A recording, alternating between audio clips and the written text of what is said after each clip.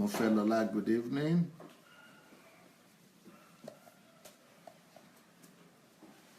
Eric Osadolo, good evening. Oluwato Imbideni, good evening. Denise, good evening.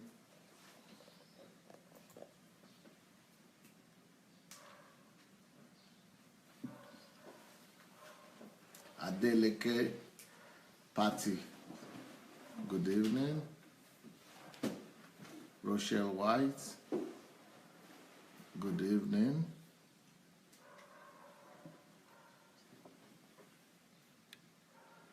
Paul, good evening. Rosalind, good evening. Favor, welcome everyone. As you are coming in, please go ahead and go ahead and share the link. Ngoya Julie, I hope you are arriving here soon. Adeola, good evening everybody. Please go ahead and share the link to this message. We are starting a new series today, and this new series is going to be life-changing. So please go and invite your friends. Go share the link publicly and let everybody come. Let as many people as possible come. I see a lot of people here today, and I would like to hear what they're thinking about this. This is a topic that is really plaguing our nation, our country, and I'm going to be talking about it not just from the religious point of view, but from the national transformation and national development point of view.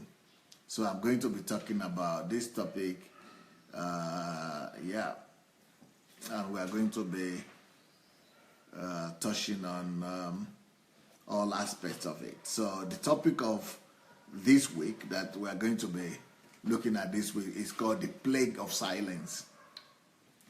It's been a long time that I really wanted to address this question, and thank God that the opportunity has come.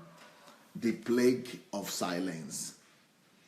I want you to think about that topic a little bit. The plague of silence. I'm sure you have an idea of what I mean by the plague of silence. The plague. Let's talk about plague first of all. Anytime you hear the word plague, and each time people talk about plague is a horrible thing.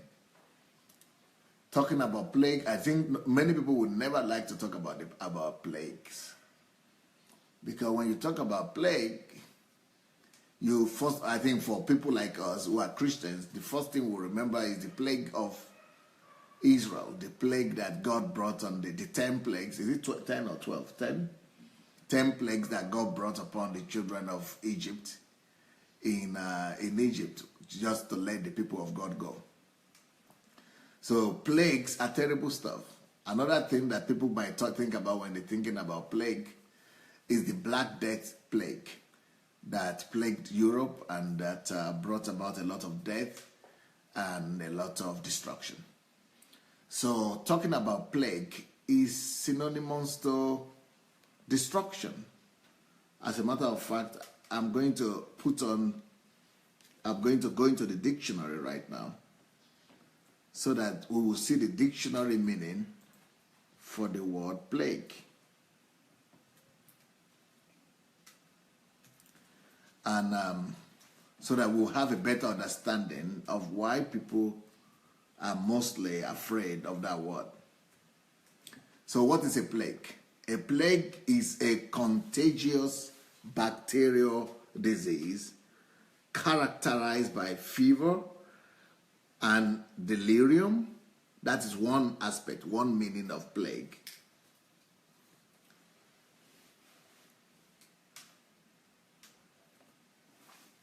Another meaning of plague is something that is infectious and that it can infect the body and bring destruction.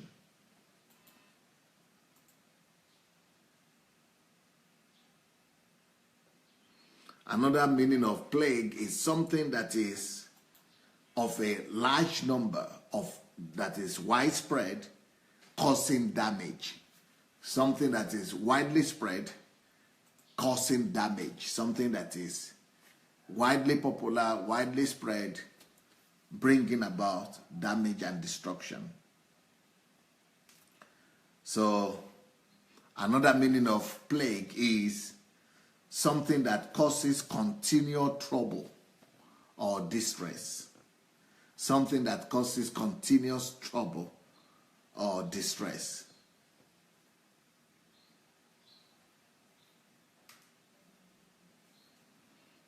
Another meaning of plague will be a curse. You know the way curse is? A curse, bane, scourge, affliction, blight, cancer, cancerous, influx, swarm, multitude, infectation. Those are all the way plague could be used. But plague is synonym to a curse. Something that causes continuous trouble and distress. So that is why people are always afraid of plagues.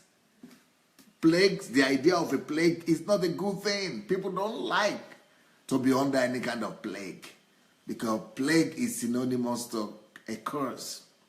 Plague is synonymous to danger. Plague is synonymous to destruction.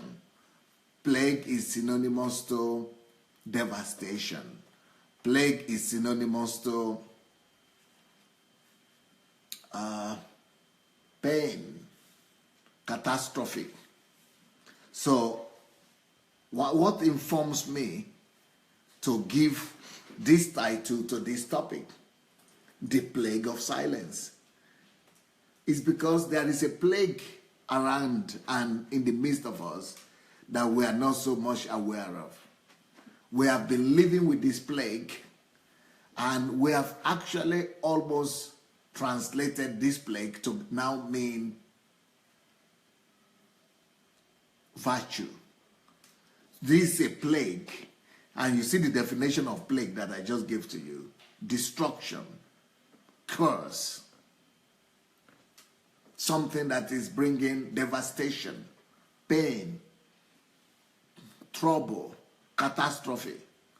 And this is now has not just been tolerated. Normally, in the normal society, to normal human beings, plagues are never supposed to be tolerated.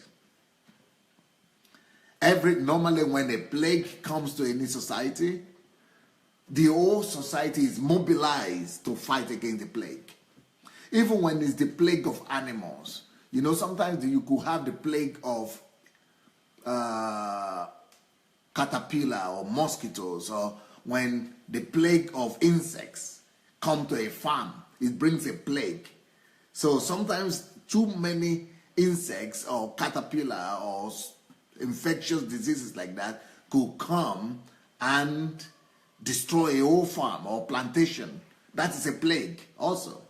But even in that case, the whole community, the whole country normally arises to fight against such an occurrence. So a plague is something that normally mobilizes around itself the attention of the larger populace, of the whole population, of the whole country. A plague is something that normally demands the attention and the efforts of the larger populace to fight against. A plague is something that is always bringing about terror. It's a terrific feeling. It's not terrific feeling, it's terrifying feeling. Awful feeling. It's always bringing panic and terror to the mind and community of people. So that's why people always gather together to fight against plagues. That's why people are always afraid of plagues. And that's why people always run away from plagues. So when I'm talking about the plague of silence, the reason why I call this and I title this subject plague and plague of silence is because you know, and you have just heard me say how normal people will usually respond to plagues. And that is the normal reaction and normal response to plagues. Plagues are never supposed to be tolerated. Plagues are always supposed to be fought against on a massive scale. Plagues are always supposed to be resisted.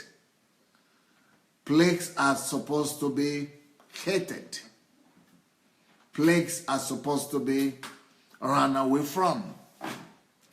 But when we get to a place when we now begin to tolerate plagues, there is a big, big danger there.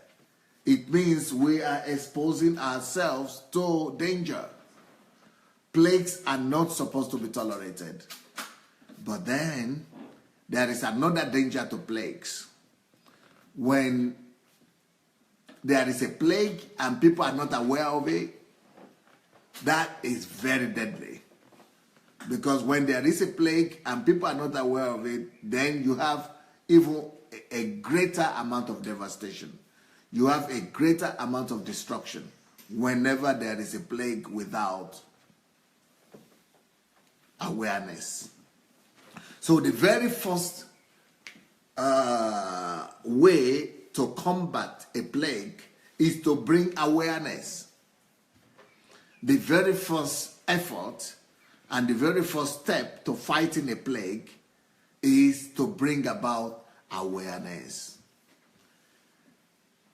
It is this next thing to do to fight a plague is to not just bring about awareness, but is to raise an alarm. There is a difference between bringing awareness and raising an alarm. So this plague, any plague at all, when it appears in a society, it starts with awareness and alarm. So the plague that we are talking about today, what makes it even more dangerous is that people are not aware of that plague. So as a result, there is no movement to counter the plague. And the reason why there are no resistance to the plague and no movement to fight against the plague is because there are no awareness and there are no mobilization to fight against the plague. So, like I said, awareness and raising an alarm are the very first two steps to be taken to combat a plague. So when people are not aware, when people don't know that there is a plague amongst them, there is like playing with danger. It's like playing with death. It's like going to bed. You just imagine yourself in your bedroom. It's like going to bed to sleep at night and your bed is all laid, thoroughly laid. But you don't know that there is a scorpion or a cobra, snake, deadly snake, lying just under your bed. Not under the bed, but under your cloth, your blanket. You don't know that underneath your blanket you have a scorpion, a snake, a cobra. And you are sleeping and thinking you are going to rest. That is what happens to a society that is not aware that there is a plague in the midst of her. When a society is not aware that there is a plague in the community, in the society, it's like going to bed with a cobra or with a scorpion. It is dangerous. So that's why this week I have decided to raise an alarm and bring awareness to my people and to the people of God about a terrible plague that we have been going to bed with, about a terrible plague that we have been tolerating for too long, about a plague that is in the midst of us, that we don't even realize that we have been living and going to bed with plagues.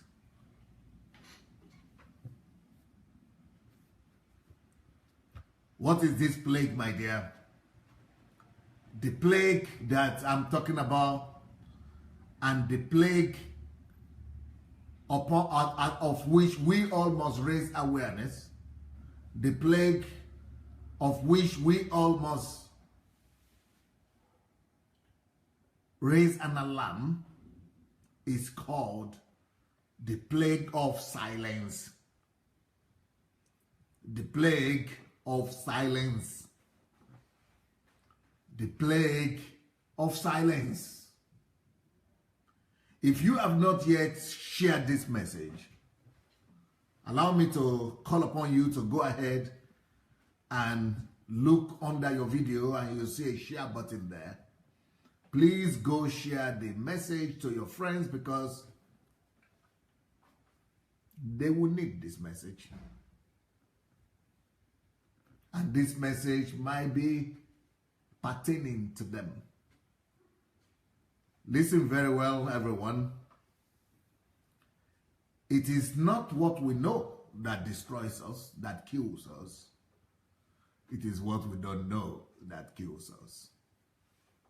That is why the Bible says, my people are perished because of what they do not know.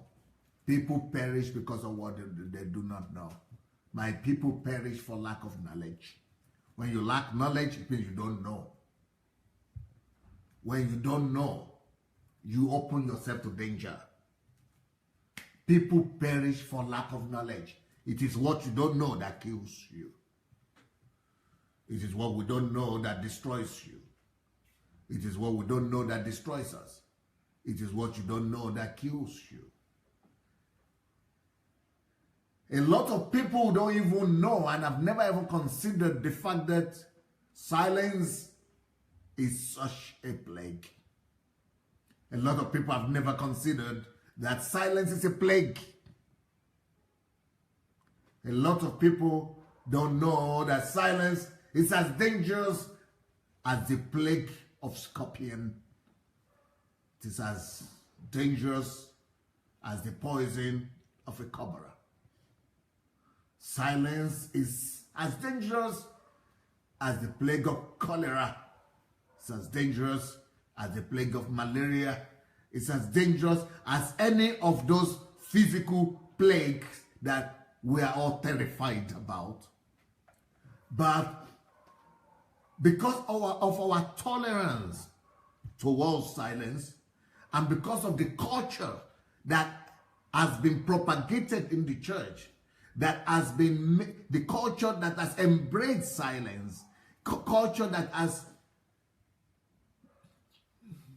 tolerated silence, and even not just in the church, but even some of our cultures in Africa especially, and in the West also, some of them call it political correctness. This culture that is tolerating, that makes people to tolerate silence and even celebrate silence,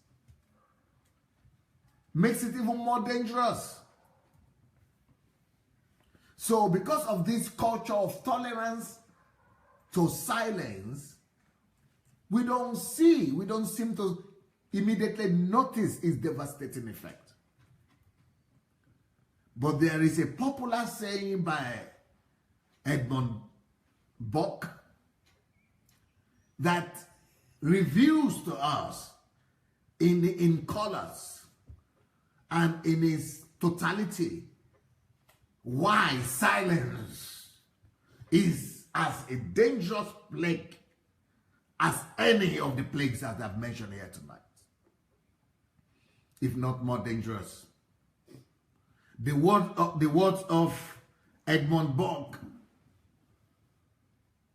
conveys the danger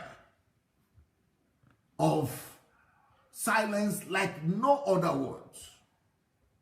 And these words have become some of the most quoted words in the English language and even in the languages of the world. Allow me to quote for you the words of Edmund Burke before I go into the scriptures. Edmund Burke says, the only thing, and I will appreciate it if somebody will write this down in the comment, the quotation from Edmund Burke. The only thing necessary for the triumph of evil is that good men do nothing. So they don't talk, they don't speak, they do nothing. Silence, the culture of silence, or the culture of tolerance. Let me repeat that quotation once again. The only thing necessary for to pay attention to this, for the triumph,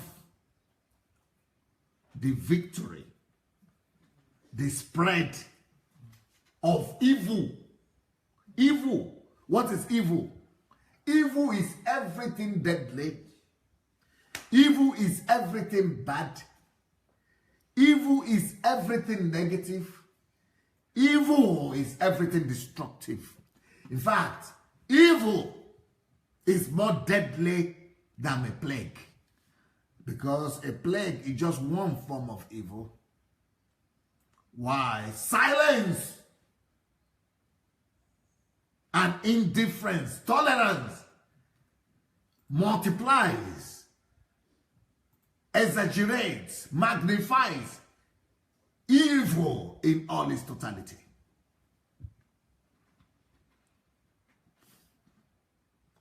So this quotation from Edmund Burke tells us and reveals to us like no other thing the danger of this plague of silence that we're talking about.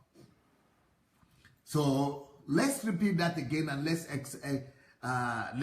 examine this quotation once again. The only thing, the only thing, the only thing, the only thing, the only thing necessary for the triumph of evil, the only thing necessary for evil to take over the church of God, the only thing necessary, the only thing necessary for evil to hijack the church, the only thing necessary, the only thing necessary for evil to hijack a society, the only thing necessary, the only single thing. You don't need to carry a gun. The only thing necessary. You don't need to buy bullets and weaponries. You don't need to organize a movement of resistance or secession. You don't need to go to war. You don't need to go and kill on this killing spree. You don't need to do any of those things as long as you will do just one thing, which is silence. Silence is as deadly as secession. Silence is as deadly as going on a killing spree. Silence is as deadly as being a murderer. Silence is as deadly as genocide. Silence is as deadly as any terrible thing you could imagine. Silence is as deadly as rape. Silence is as deadly as any evil thing you could imagine. Because silence propels and fuels the triumph of evil. Evil triumphs. Evil triumphs where there is silence. Silence is the petrol that is needed for evil to engulf in fire and take over and burn down a whole society, a whole country. Recently, I published some articles that that made a lot of people to be saying, why are you always putting your nose into all these controversial issues? Do you have to be controversial? I said, no. It's just because I know better. Why can't you keep your mouth shut, Pastor? So are you not a pastor? Why are you talking about politics, about this, about that, about that? My answer is simple. It's because I know better. I know better how devastating silence could be. I know better the secret of silence and the evil of silence. I know better. I've been educated and I've been enlightened in regards to silence. I know better. I know that silence is a plague. I know better. I know silence is deadly. I know better. I know that silence is more deadly than being a murderer. I know better. I know that to be silent is to be a culprit in evil. I know better that silence is abating every form of evil that is there, that is possible. I know better than to be silent. I know better than to be silent. I know better than to be silent.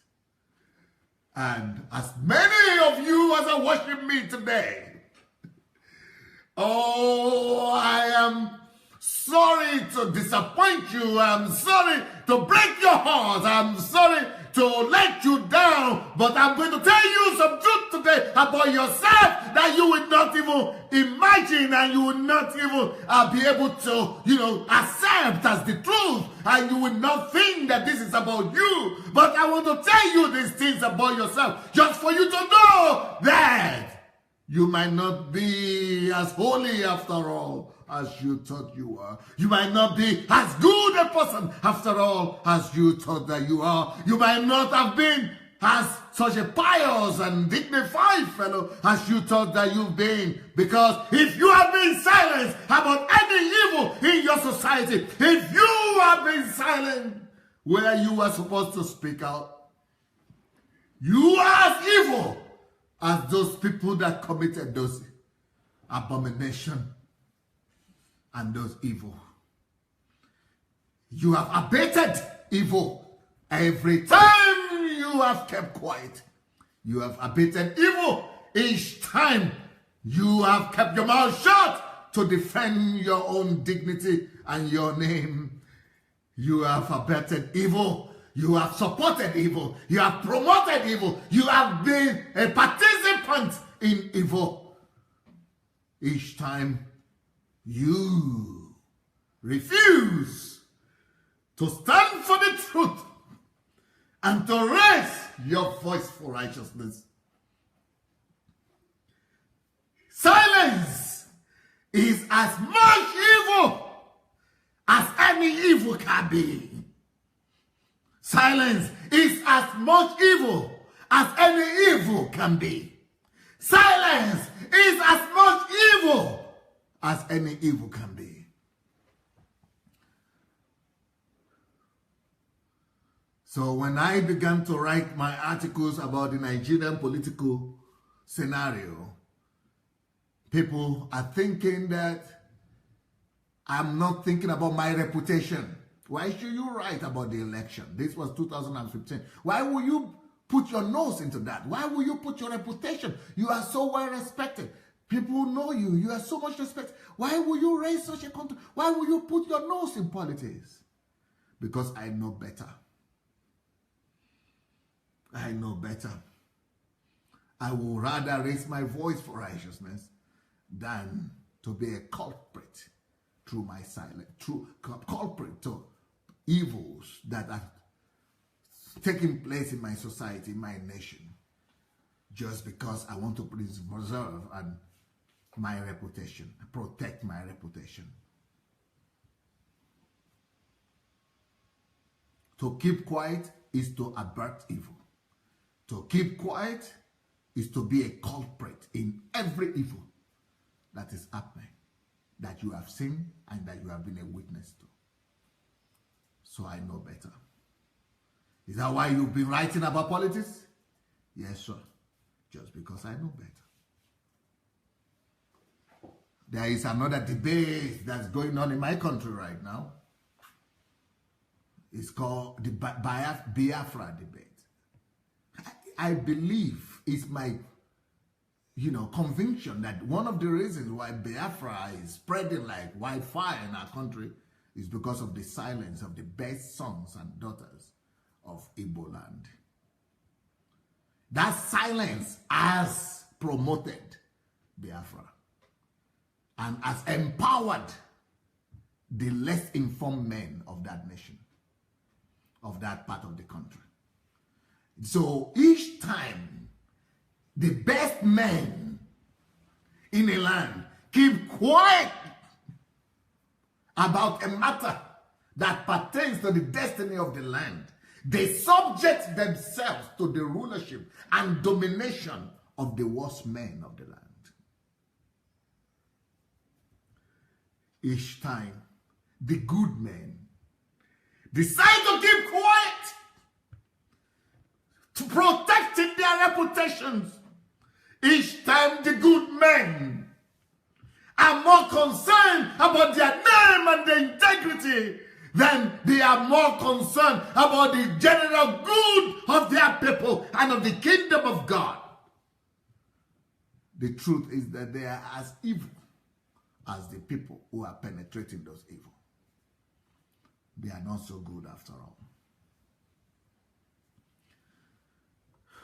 Each time the best men, the righteous of the land, the good men of the land, the better informed men of the land take the side of silence, they have just decided to conceal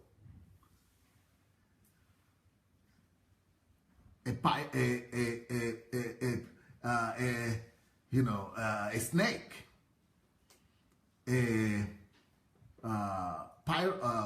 python under this bed of their family, of their people, of their culture.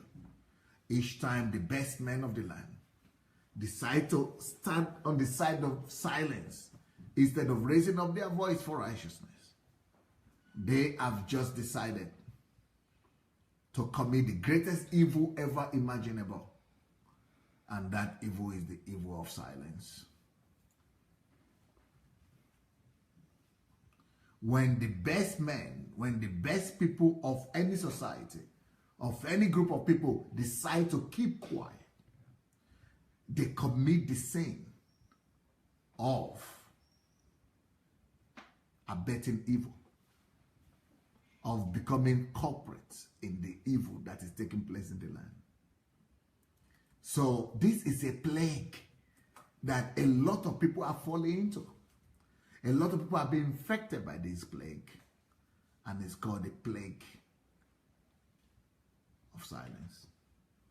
I need a few people to come here, 2 guys, but will you people come here? Stand behind me, guys. One on my right hand side, one on my left hand side. Yeah, go back so that you could be visible enough. Yeah. But make yourself visible so that they pick up on the camera. Okay, I have 2 people here. One is in red. You see that one? One is in red. His name is Anu. One is to my left, or to my right, from your side. That is Pastor Clement. They are both pastors, but this time I'm going to use them as not very plausible examples, okay? That one used to have, that one here with the ear is having that kind of ear that makes him to be more qualified for the area boys definition that I wanted. So let's say is the cult. This guy here, this one here, is the head of a cult or mafia. Let's say mafia group. So he's leading a mafia group. These two people come from the same country. So this guy here has been robbing, has been stealing, his gangs have been killing, raping, conducting armed robbery, you know, killing people, conducting all sorts of atrocities in the land. This man here stands for the intelligentsia of the country. So he, let's say, is a judge, well-educated, uncorruptible judge, good reputation. And they are, in any land, they are always the elite.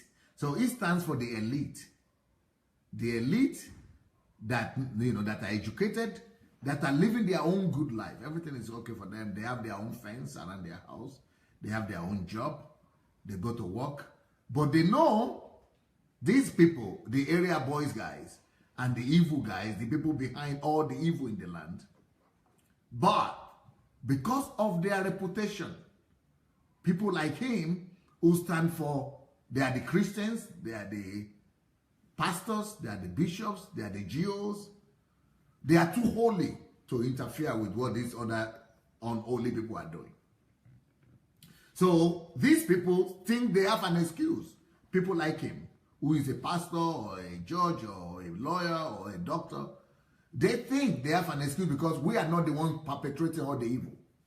So his excuse is that I am not the one, or I'm not the one, or we are not the one. We are serving God. We are, you know, going to work. We are doing our job. We are doing what we need to do. We don't have anything to do with all the chaos that these people are mongering in the country, spreading in the country.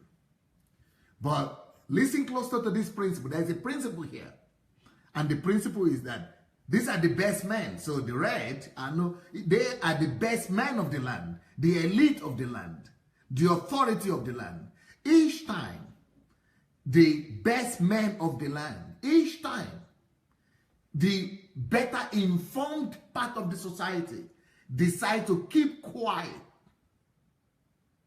about any evil that is taking place in that society, that person becomes a partaker in that evil. That is number one. Whenever you keep quiet about evil, you become a partaker of that evil. So even though he's never stolen before, even though he's just going at his, you know, with his business, he's going and he's doing his own business the way we're supposed to do it, he's, you know, being a nice guy, but because he's silent, he has committed the plague. He has abated the plague. He has, you know, indulged himself in the plague of silence. And he has just become a partaker of that evil, all the evil that has been taking place in that land. That is number one.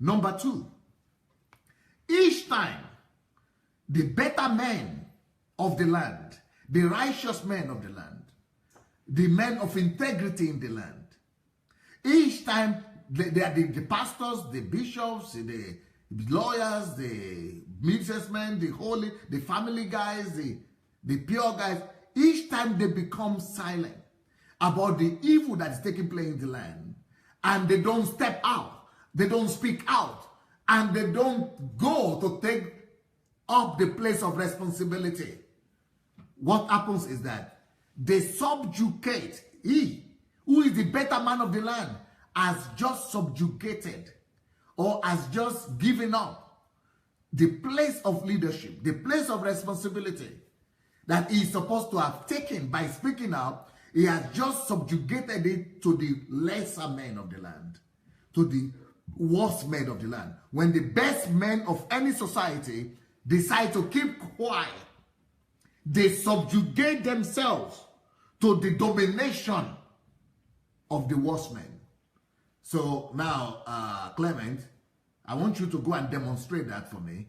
Take him by the neck, put his head under, subjugate him, and kind of have dominion over him. Yeah. Is it visible? A little bit higher. Yeah. And just put your head on his yeah. And just, just begin to, yeah. And he is the best man of the land. He is the best man of the land. But he's being subjugated. That is what is happening. Don't leave him. That's what is happening in Nigeria. That is why today in Nigeria, the best men of the land are being kidnapped. Have you ever heard of judges being kidnapped in Nigeria? It's happening because the judges were silent when they were supposed to raise an alarm. Have you ever heard that the lawyers are being kidnapped in Nigeria today? The reason is because there was a time when all of them refused to raise their voice because they thought it would never affect them.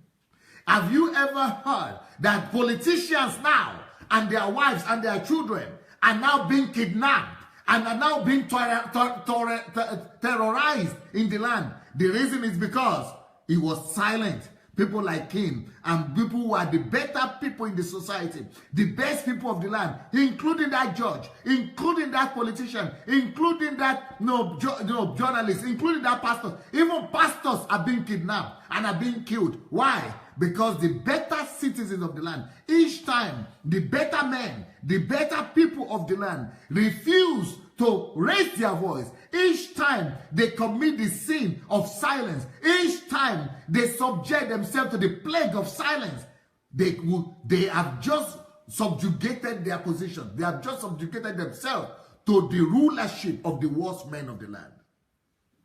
Personally, I personally believe that the guy that is leading the Biafra movement in Nigeria, I think is one of the worst guys that the worst sons of the Igbo land. If they have more respectable sons, they have more educated sons, they have more responsible people. But those responsible people, those worthy sons of Igbo land, they have gone to silence. They have committed the sin of silence. They have decided to commit the sin of silence. And by that silence, by committing that sin of silence, they have subjugated their position. They have subjugated themselves to the rulership of the worst of men in the land. The worst men will take over them, will take authority over them, will have dominion over them, will subjugate them, humiliate them, rape their daughters, rape their children, and that is not the end. It is going to keep on happening. There is a former secretary to the federal government of Nigeria, a very, of Nigeria, Falaye or something, was kidnapped. It was in the news. The number 3 or number 4 citizen of the land was kidnapped. In fact, the Ngozi Uwela, that was the Minister of Finance, the mother was kidnapped of the Minister of Finance of the land. Why? Because silence, the sin of silence, will make the worst of the land. By any time we keep quiet about anything happening that is around us and we say it doesn't concern me, it's not my business, we are subjugating ourselves like this. The best of men, we are making the best of men to be subjugated to the worst of men. Even the same thing in the church is happening in the churches. Whenever we are silenced about the evils that are taking place in the church of the Lord Jesus Christ, we are subjugating ourselves, the best of men in the church, who are supposed to know better. They have just subjugated themselves to the worst of men.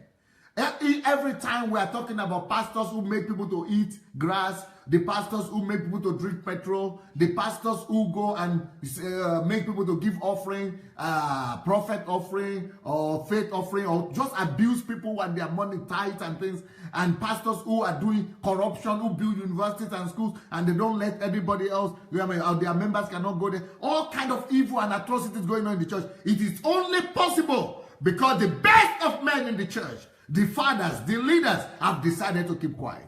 Each time the best of men in any given society decide to keep quiet, they subjugate themselves to the evil of the worst of men in that land. Sorry, sir. Did you survive it? You are looking as if you are just coming from the kidnapper's hand.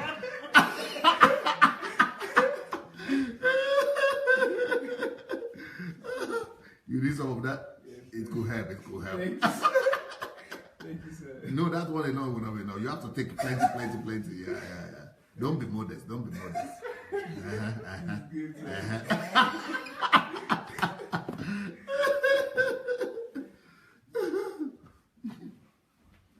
So each time we all keep quiet about any evil that is being perpetrated in our society, in our environment, we become a partaker of that evil. And then we subject ourselves to the domination of that evil over our lives, over our children. That is why our children will be the ones who are going to be raped. Our children, our families will be the ones who will be attacked by armed robbers at night. The reason why armed robbers go to the good people to attack them is because we were silent when we were supposed to have spoken. The same of, you see, if you go to Nigeria, if you live in Africa, you will hear stories of armed robbers coming to attack people at night, and they don't even go to the poor people again, no? Because when they were going to the poor people's houses, the way to do people think, oh, we live in a good area.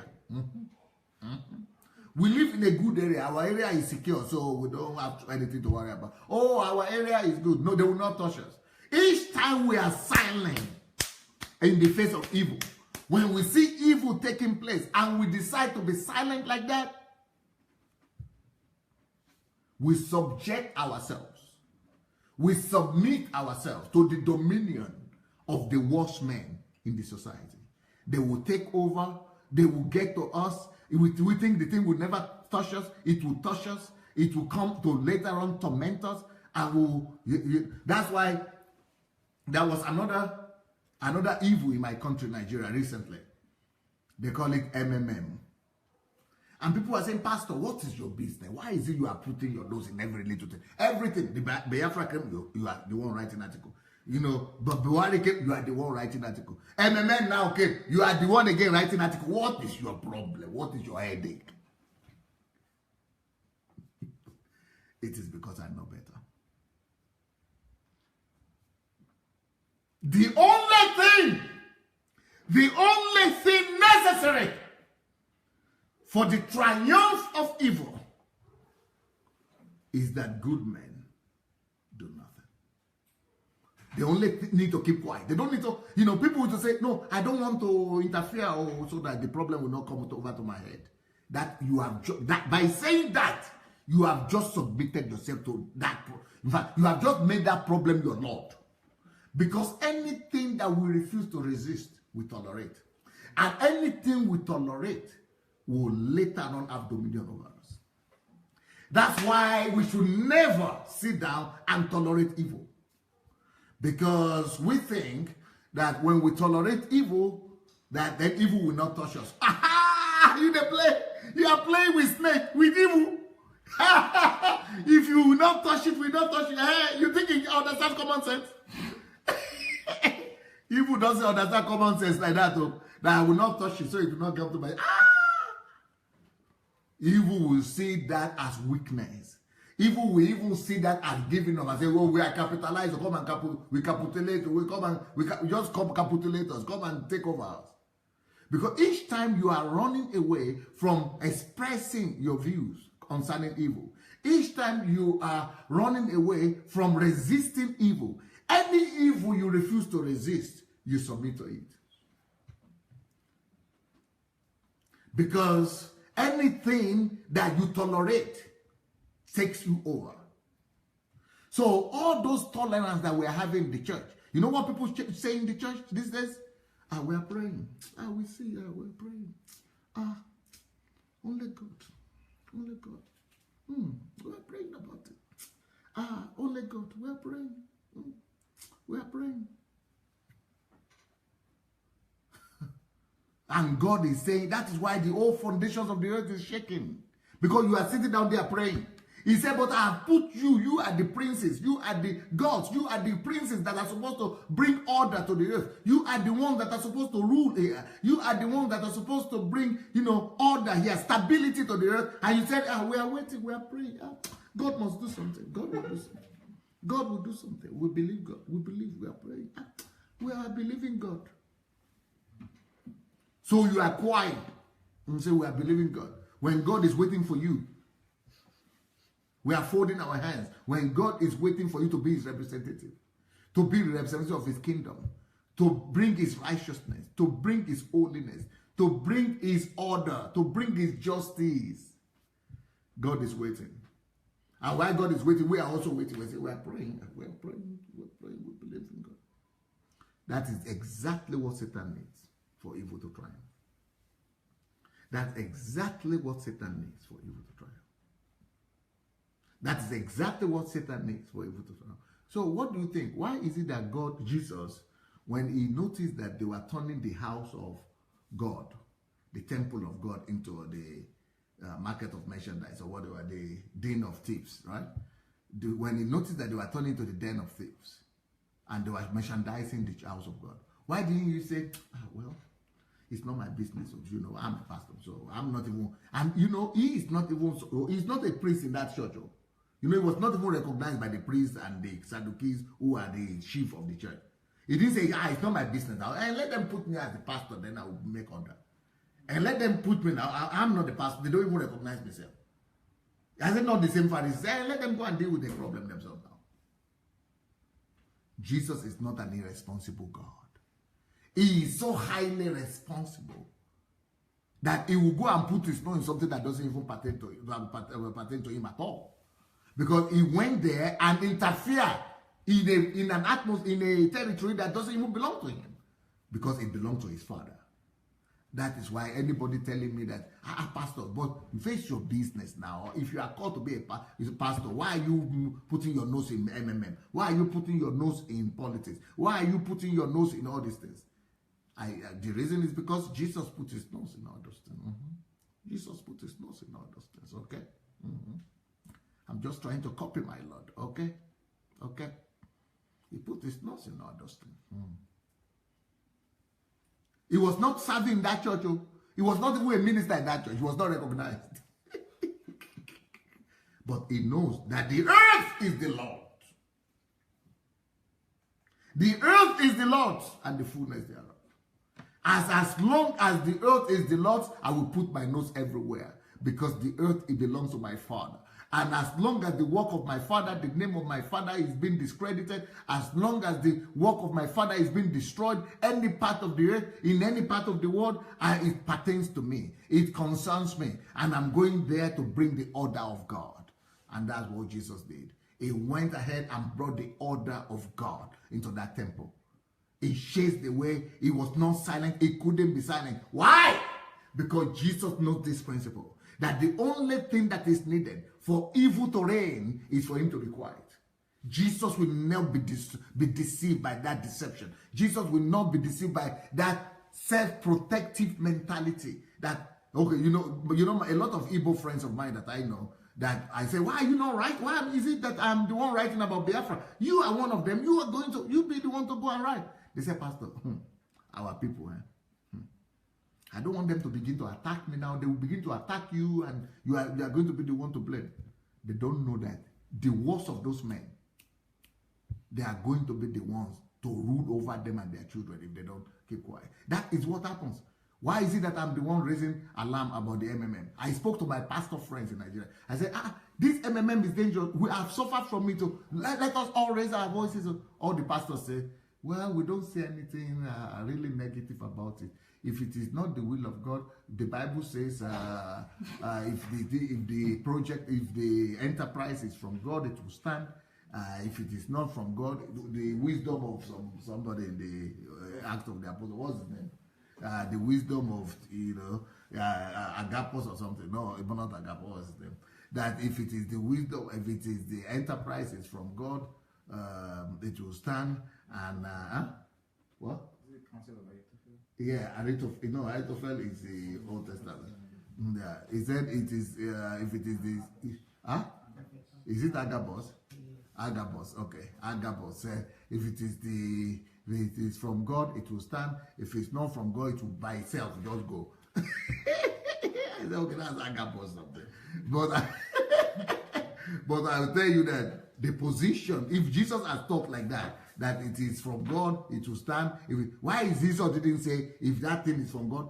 something that you see that concretely is not from God, something that you see that is destructive, why won't you raise your voice? So all my pastor friends refuse to raise their voice because they are afraid. We have members who are something and we don't want to offend them. Self-preservation is what is making people to commit the sin of silence.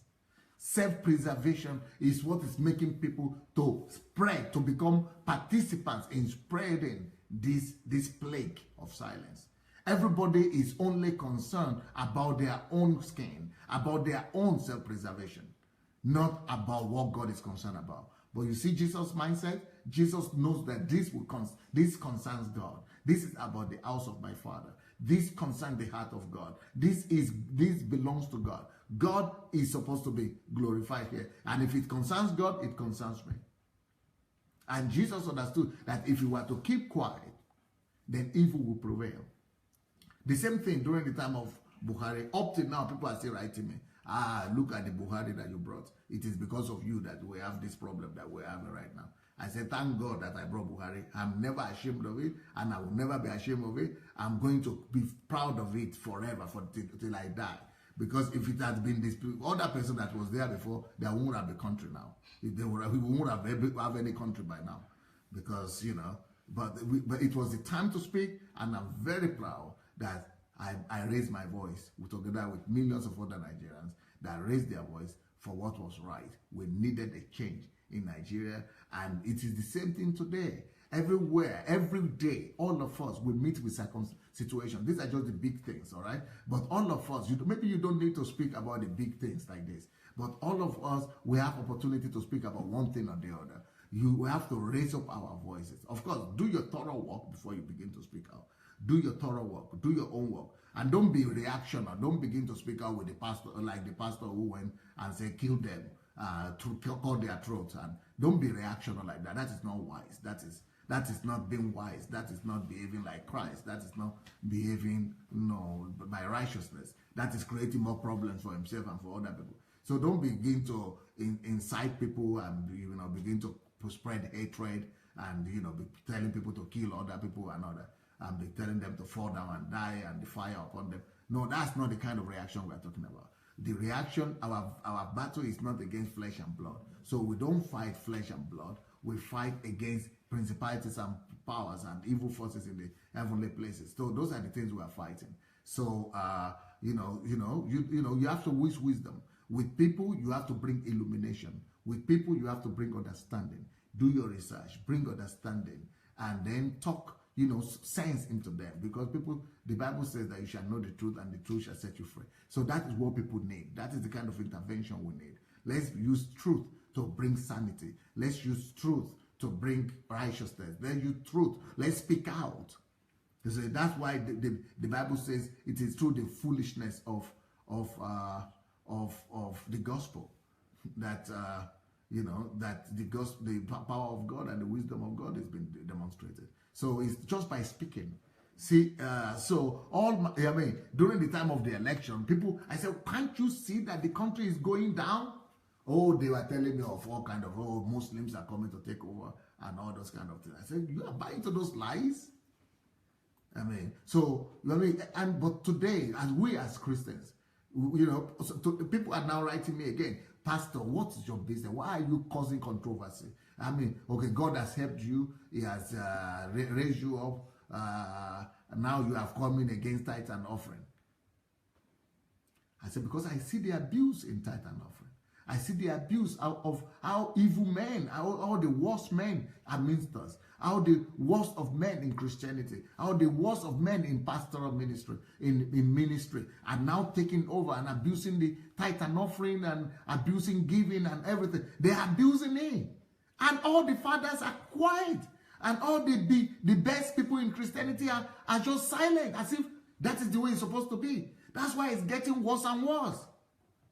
So, but because I'm better informed, I'm not going to let people who are less informed intimidate me. I'm not going to let people who are less informed or of less pedigree or who are of less who are less informed to begin to tell me what I'm supposed to do and what I'm not supposed to do. So, if you belong to a church and all this evil are being perpetrated in that church and you keep quiet, you are a collaborator of that evil that's going on in that church. If you belong to a church and you say, well, it's not my business, God will do it. Are you sure? Are you serious? Are you serious? God will do it? God has given you mouth. God has given you, eyes to see, ears to hear. And you see and hear. And you are still waiting for God to come and do it. That is the sin of irresponsibility, my dear. So if you say, well, I'm not doing it. It is just our members of church who are doing it. I'm not doing it. But if you are silent, you are a culprit. You are a culprit. You see the quotation that we just read today. Somebody say, are you really serious? Oh, yeah. It's not just about me. This is a principle. That's why Jesus was always resisting the Pharisees and the Sadducees, and he was always telling them, woe unto you. If you look at the ministry of Jesus, it was like he was fighting all throughout his day. Almost every day of his life, he was always fighting. He was always fighting one unrighteousness or the other. He was always fighting against one thing or the other. Why? Because he knows this principle. He knows that when you are silent against evil, you become a perpetrator of that evil. When you are silent about any evil, you aid that evil.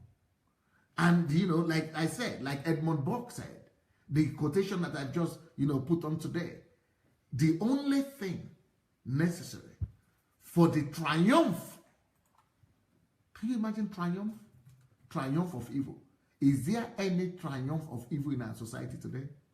If you see any triumph of evil, for example, armed robbery, it's because somebody, somewhere, all the people in Nigeria have said it doesn't concern me. Somebody have been silent one time or the other. That is why evil now have come to triumph over our land. The evil of armed robbery. Have you seen kidnapping triumphing in our land? If kidnapping is triumphing in Nigeria, if kidnapping or militancy has triumphed and has raised, it's because some people didn't raise their voice on time. It's because the whole country have been silent. And you know what we normally say is the government that's supposed to do something. No. When the righteous, say the only thing necessary for the triumph of evil is that the good men, the righteous men, the good men do nothing. If the good men could just, if Satan will only get the good men to be silent. That's the only thing Satan needs. So the only thing Satan needs is just to get the good men to be silent. If Satan could, he doesn't even need you to go and carry gun. You just need to be silent. Just keep quiet. As long as you keep quiet, when the good men will keep quiet, that's it. Evil triumphs. So if there is anything triumphing, any evil triumphing in any society, look at your own country. Corruption is, triumphing. Corruption is growing. It's because somebody had kept quiet. Because the whole country has kept quiet. Because the good people had kept quiet one time or the other. Is abortion triumphing? Is immorality and evil triumphing? Any kind of time you see any form of evil triumphing, reigning and ruling and taking over, it's because somebody had kept quiet when they were supposed to talk. Is stealing triumphing? Is anybody, it's because people have not fought at the right time. They have not raised their voice to fight against that evil, to speak out. That's why that evil is triumphing.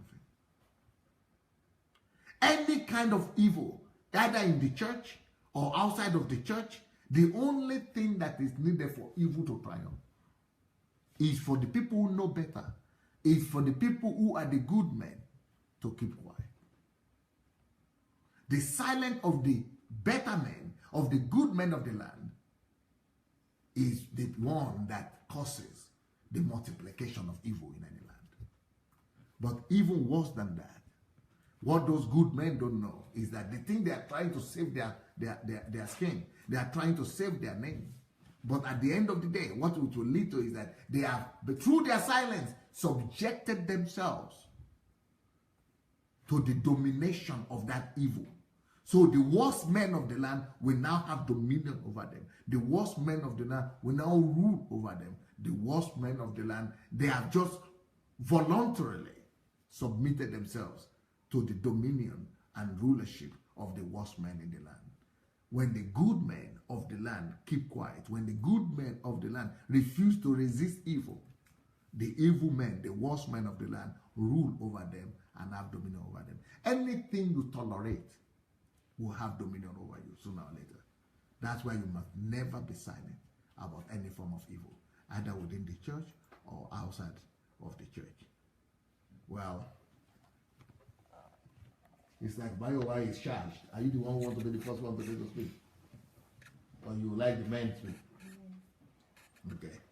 Which one of you will go first, guys? What do you think about today's message? One of his objectives. One of you will one of you will have to take over from me. I will come back. Let one of them take over. Hello everyone, good evening to you. This is Anu Ojo, and today's message has been phenomenal. Well, Pastor used me as the example of the modest people, the ones who want to be received as the nice one, and the ones who don't want enemies around, but the ones who don't want to be controversial. But listening to this message, sometimes, when Pastor started today's message, he was saying he's going to reveal to us how evil we are, how non-pious we are, and how to reveal what we've been doing to us. I was like, okay, how will Pastor reveal that I'm evil? Until he got to the point where he started explaining how when we are silent about evil that is happening around us, we are actually participants of that evil, and that is the truth, because we see evil around us every now and then. We notice the ills around us. We see it. But then the thing is, we are so careful about public opinion. I was reading an article by Dr. Sandey, how to overcome public opinion, and many of us we are scared about what the people will say. We are scared about how they perceive me. What would they say about me? I know this is the truth, but what would they say if I say this? And then due to that self-preservation, we try to be quiet and we want to be silent about it. But good news to everyone in Ukraine. We're not going to be silent again. No more silence. All of the atrocities, all of the ills and evil that is happening in this Ukraine where we are, yes, we are going to speak. Pastor has said that we should make sure we do our research so that we don't come out and just speak like idiots. But we should be very confident of this, that all of the evils and all of the bad things that is happening in Ukraine, we have said yes, and we are going to make sure that they will hear it, and we'll make sure that the truth will be known, and the light of God's word and everything that should be known as the truth would be known. So this message has really transformed me. It has made me what about in the church? In the church, yeah. Actually, one thing that this really affects a lot of Christians, because a lot of believers, they suffer in silence, and they're scared because they don't want to touch the anointing. I remember I don't know if I listened to the message, but I've come across this thought process when they quote this scripture that touch not my anointed and do my prophets no harm. And I remember someone saying that, see, when they're talking about touching the prophets, one way you can touch the prophets or touch the anointed is by using your words. And I remember a pastor was saying, I was in a service one time, and a pastor said, all of you that are saying things about pastors, you better be careful. Don't go and say something about a pastor. Don't go and talk about a pastor outside. And I was there and I was saying, why are we giving immunity to pastors? Pastors can say evil about every other person. Pastors can come and say, this person, you are doing this wrong thing, you are doing this bad thing. But when this pastor is doing a wrong thing, the pastor wants immunity for themselves. And they say, don't come out and say something about them. And the truth about it is that there are many, even in Ukraine here, Pastor Inki she posted something recently about some terrible things that are happening in Ukraine here. Countless number of students are expelled yearly. Why? Because they are sowing their school fees. Sowing? Yes. So where? Seed. So the churches? I'm telling you, sir. People are expelled. Their parents send money to them and they sow it. And a lot of people are... Yes, it's happening. It's happening in Ukraine. And their parents will not know? No. So it's happening so much in the church, and it's time for us to come out and say the truth. Yes. But who tells them to sow? It's in the church. The pastor will say they should sow seed. And the thing about it is that this is how it happens in Ukraine. Because I'm in the system, so I know how it happens in Ukraine. So it's from one project to another project. So there are several church projects that are happening, and then there's this partnership stuff that they used to get students. So they just say, come and partner with us, and let's partner in the ministry. And then at the end of the semester, they give awards to the highest partners, and then they celebrate them, and they, oh wow, this is the highest partner, come on, and then they give them a plaque, and then these guys, I know the students in my school. So people are pushed to go and say. I know the students who is in my school, and it's sad because this guy is apparently not a poor guy. You know this guy is not poor because obviously he dresses very well, and you know when somebody is struggling for school fees to pay, you know this person is struggling, but this guy is not struggling. And then I got to discover that this guy gave a lot of money to his church for a certain program that they were planning to organize, and he couldn't meet up with his school fees. Long story short, the guy is expelled. Ooh. The guy is expelled from school. And this is what happens. I also had the story of another guy. So this one is even terrible because this guy was you know how you can be passionate without sense. So he was passionate for the things of God. He was sold out, serving this minister, serving this church, and he served until he served himself out of school. Tell them that these are all African churches. No, these are African churches here in Ukraine. Students? Yeah, these are all I'm saying is these are African churches here in Ukraine, are African churches. So this guy was serving until he got expelled from school. And then he still kept on serving. And what was he doing? Brainwashed. Yeah. It's terrible. But the truth will be the truth is I remember myself and Victor. One thing that differentiates myself and Victor Bamshai is my brother. If something wrong is happening, that's why when I was being used as the good guy, I'm really that kind of person most times, because Victor would say, you guys are looking at Anu like this now, you think because I'm talking now I'm the evil person.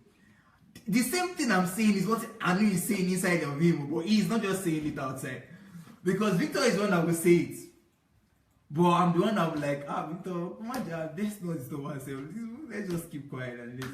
But Victor will talk, and then he will have more enemies, and I'm the nice guy. Victor will not tell them that you are looking at Anu like Anu is not nice. So inside of him, the same thing I'm saying outside is what he's saying too. But only that him is not keeping quiet. He's not saying it out, but he's keeping quiet. And so, really, from this message, I'm going to open my mouth and talk, and I would say and I will say the truth with every opportunity I have to disclose it. Thank you so much, Pastor, for this opportunity.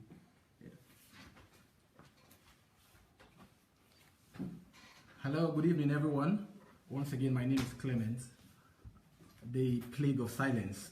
What a message. I'm not sure most people would have thought that silence is the plague. You know, what Pastor just revealed to us now, that silence is the plague. And the truth of the matter is that I'm guilty, and I believe most of us are guilty too, because I'm this kind of person that feels like, man, why are you stressing yourself? It's not your business, you know. Just allow it. With time, something will just happen, everything will correct, and it will get corrected. Yeah, something will just happen and it will get corrected.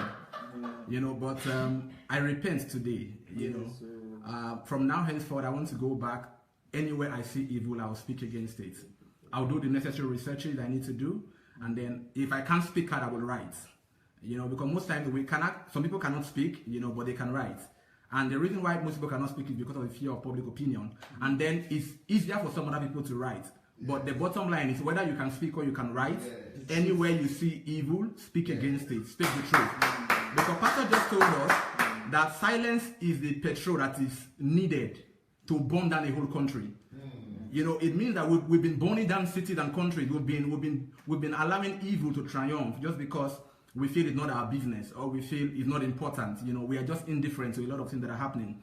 So I want to encourage every one of us, go back after this message, look around you. Anywhere you see evil, try as much as possible, you know, to let your voice be heard. Bring the truth. Let people know the truth. For example, you know, those of us on Facebook, you see a man of God perform magic, not miracle. You saw him perform magic. And then once you speak against it, why are you talking about it? There was a video I saw of a man of God who brought out an iPad and said he want to capture somebody. You know, and we saw how he manipulated the whole thing and brought out one picture from that he already saved in his phone. And then the thing is all over Facebook. And then people speak up, and his own member begin to say, why are you talking about the man of God? Why are you doing this to the man of God? Now, not just that, a lot of things have been happening, especially in the body of Christ, you know, that we cannot talk about, because once you talk, they say, some people look at you as if you are no longer a Christian, or you don't know what you are doing. But the truth of the matter is, it doesn't matter who is performing that evil, whether he is the bishop or the pope. Yeah. If it is evil, it is evil. If it is wrong, it is wrong. So we must speak against evil. From now henceforth, I've made up my mind that anywhere I see evil, I'm going to talk about it. I'm going to bring the truth to the best of my knowledge. And I believe that every one of us will make that resolution too, to do the same thing. God bless you, and thank you so much. Hello, everyone. This is I.D. Peter. Wow, what a great day. A new nation has been birthed today. Because from today's forth, every one of us got to speak up. Doctor, I want to sincerely appreciate you for this wonderful message, because it's not a lot of people that has this boldness to come and share this truth with us. Most specifically for young people like us who consider that speaking up on issues, some people will tag you as if you are as if you are a rebel. So thank you, Doctor. Before I start, let me quote the words of Martin Luther King Jr. He said that injustice anyway is injustice.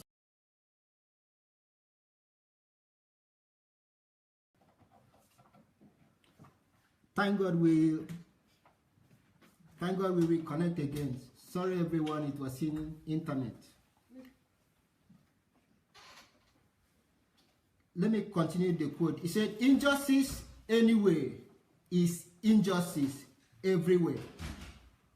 From today's henceforth, I am calling everybody on this platform never to keep silence on any injustice anywhere.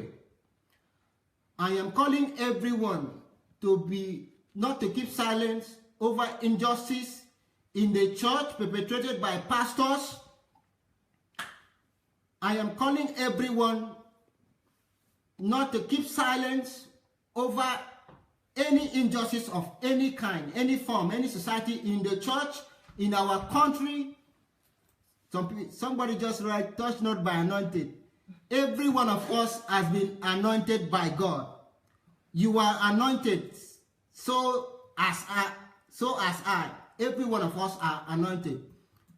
So we should never be quiet. We should arise and let our opinion known. In the course of Nigeria, if Nigeria is, we don't like the system of government, every one of us must voice, restructure this system of government. Let's use a better system of government. We should never be quiet. We should rise and let our voice be heard. Let our voice be heard. Let's speak out for the less privileged. Let's speak out for people who don't have privileges. Let our voice be heard. Let our voice be heard. Because people are looking up to us. Let our voice be heard. Let our voice be heard over injustice. Let's condemn every act of injustice. Let our voice be heard. Thank you, everyone. I am so glad that from today, every one of us, we will rise to speak up. Thank you so much. Good evening, everyone. Hello. The plague of silence. This is really very close to my heart because as a female, I've been told to always keep quiet, especially in the church, and don't say anything. Silence means patience. It means that you've got a virtue. I'm really glad that Dr. Sandey spoke about it, that it's not a virtue.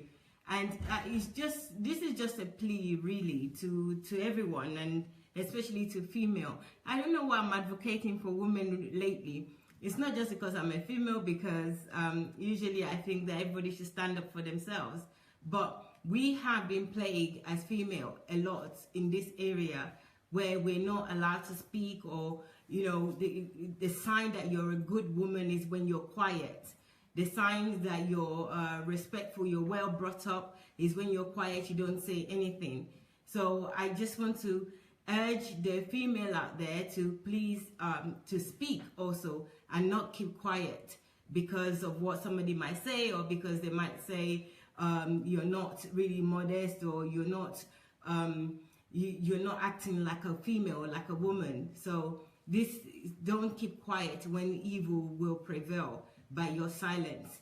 And the little examples, like you see a child that is doing something, or somebody else that is doing something that is wrong, and you would say things like, it's not my child, or let me keep quiet, I don't want anybody to say anything, it's not, it's got nothing to do with me. All those kind of little things that we do, we should take time now to think about them and stop, change our ways, because we all do it. We all keep quiet. If something is not affecting us, we keep quiet.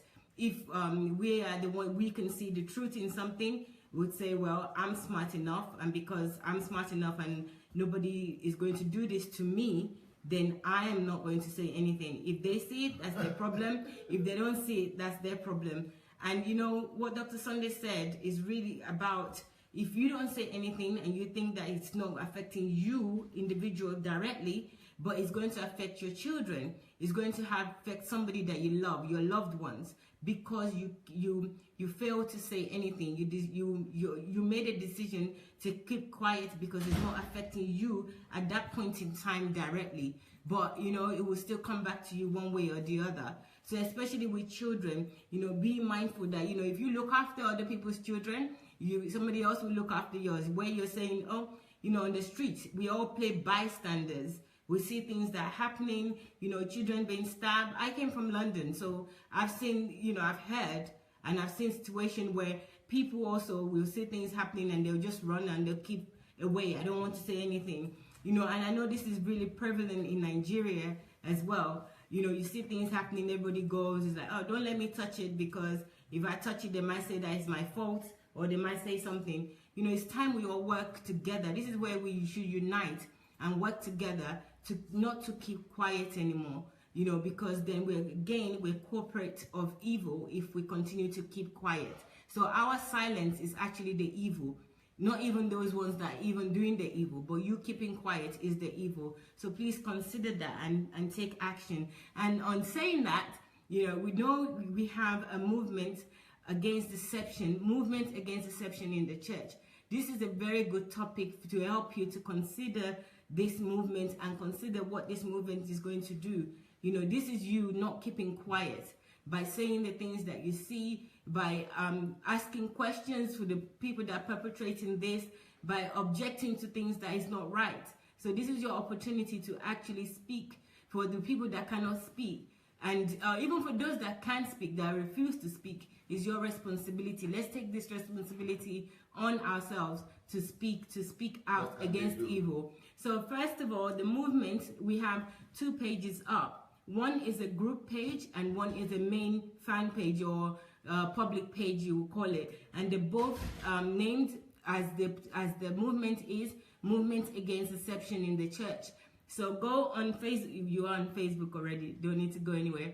Right there on Facebook, you will find both group and also the page. Like the page and join the group. Secondly, and most importantly, maybe that's the first thing, you know, in the order, is there's a form. I've linked the form onto this page, or onto this video. So you can also use the form, click on the form and complete the form. It's a 2-minute form. It's just for information, your contact, so that we can send you your contact. And for the committee especially, I've sent some information out to the committee. If you don't understand, please reply to the email. If you're not sure, you want to ask a further question, reply to the email. And if they want to help, we want to support, there are 2 functions within the movement. The first one is as an ambassador. So an ambassador of the movement. I don't think I need to explain the ambassador any further.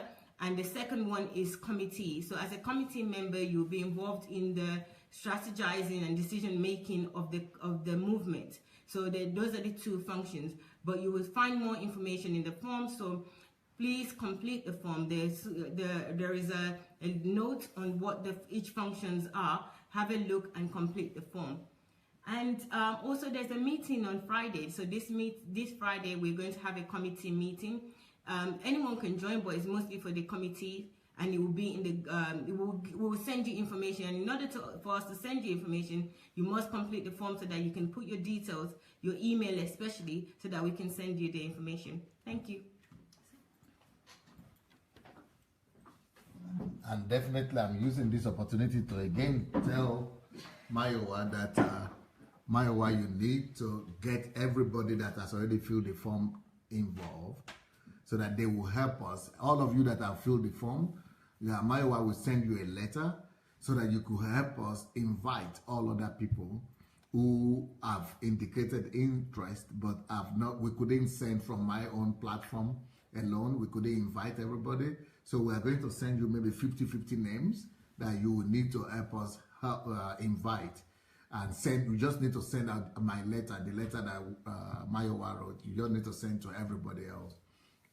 And so please, expect a mail from Mayowa today. We are going to send this letter to all of you. And please help us to invite people and give a report. They need to give a report to you if they have sent out. And they have to do it before Friday, so that everybody else, all the 5,000 people that have indicated interest, so that even if you yourself, you are afraid, that you said, oh, I'm alone, I'm afraid of speaking out. Now we are going to be together. It's a united force. Movement against deception in the church. Movement against deception in the church. So it's going to be a united force.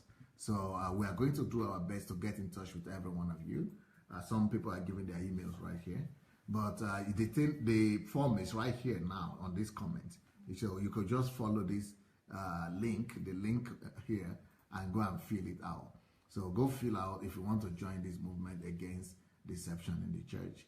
And let's begin to act. If you cannot speak out individually, join the team and let's begin to speak out together as a community and as a group. And thank you so much, everyone. Is there any other person who wants to talk? Okay. Yeah. We have Caroline. Okay, Caroline Wise.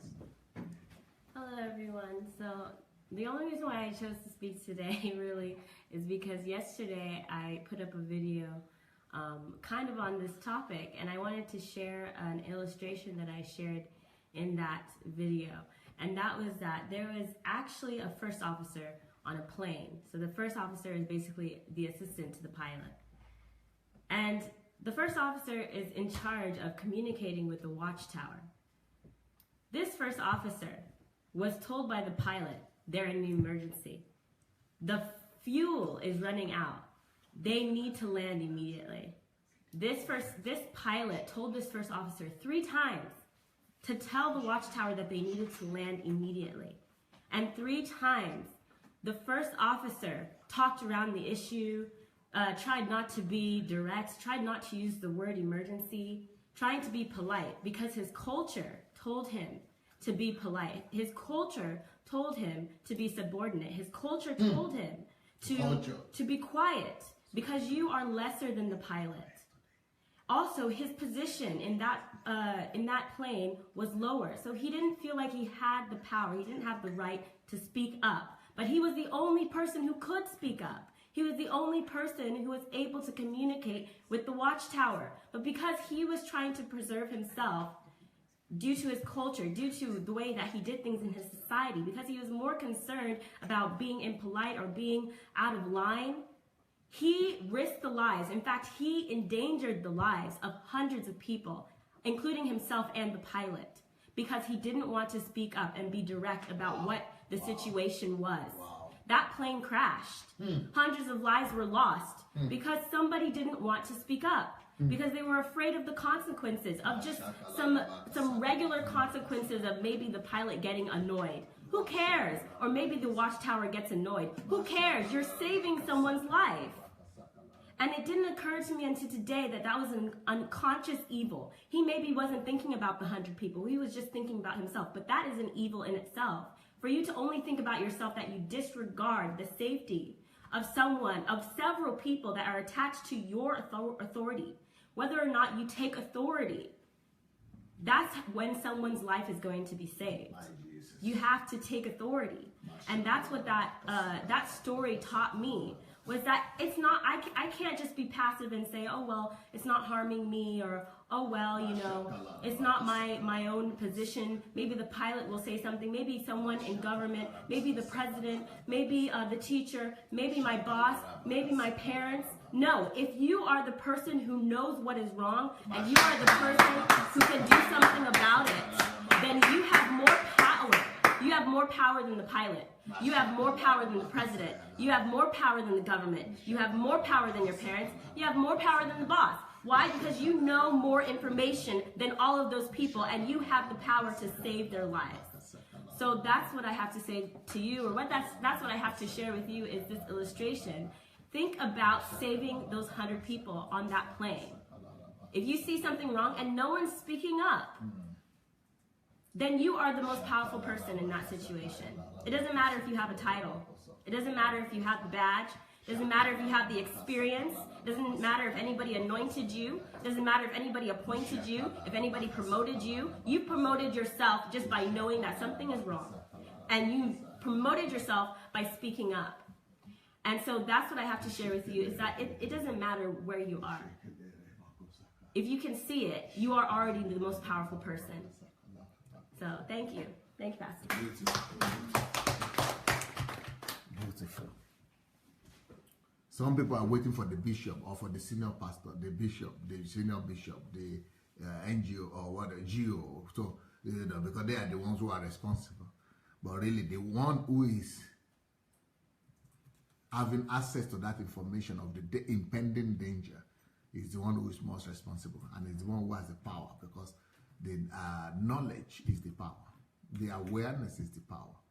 And if you are not doing anything about it, you are the murderer. You committed the evil, the plague of silence. Thank you, everybody. Tomorrow we'll be back with you 2 times a day, like you know, 5 p.m. Nigerian time, 5 p.m. UK time, 12 noon Eastern Time in America. And then in the evening, 7 p.m. Nigerian time, 7 p.m. British time, and 2 p.m. Eastern time. See you tomorrow, guys.